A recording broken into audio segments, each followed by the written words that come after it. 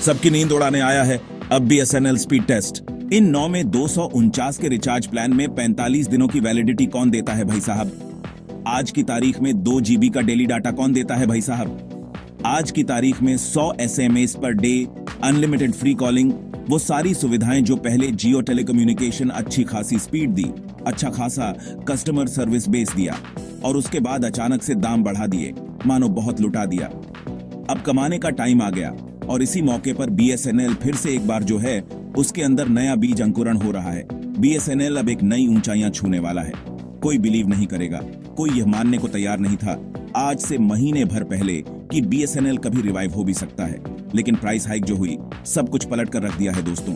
देखिए, जियो और एयरटेल असली बस्ता है देश के गांव, देश के कस्बे, जहां वो इनकम ग्रुप वाले लोग रहते हैं जो मोबाइल पर उतना खर्च नहीं करते।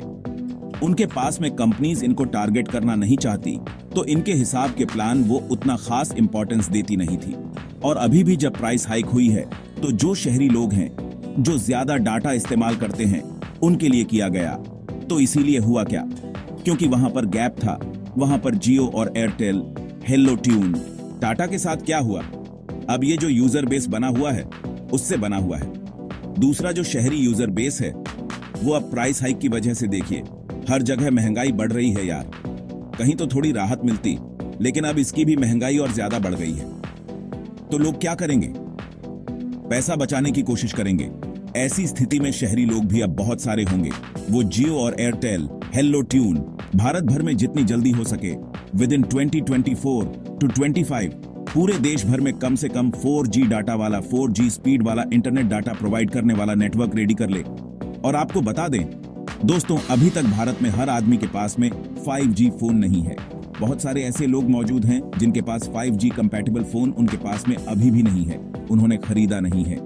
तो ऐसी स्थिति में बहुत ज्यादा चांसेस हैं कि अगर 4G अच्छी स्पीड में दे दी BSNL ने और उन इलाकों तक दे दी जो कि गांव वाले इलाके हैं, कस्बे वाले इलाके हैं, तो मान के चलिए BSNL डाटा किंग बन जाएगा पूरे देश का।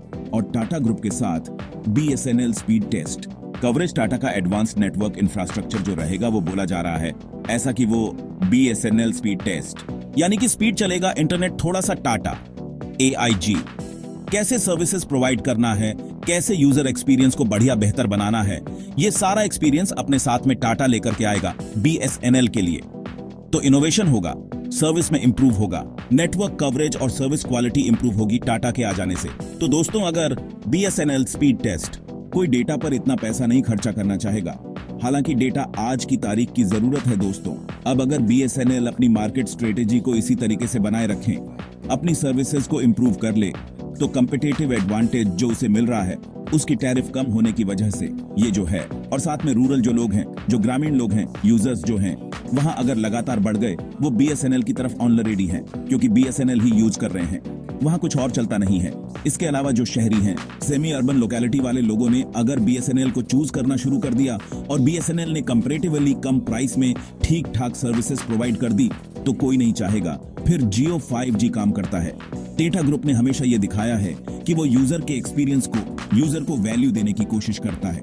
भारतीय ग्राहक के लिए अगर कोई कंपनी सबसे सर्वोपरि है वो टाटा ही है। और खुशखबरी यह है कि टाटा की एंट्री हो चुकी है BSNL स्पीड टेस्ट।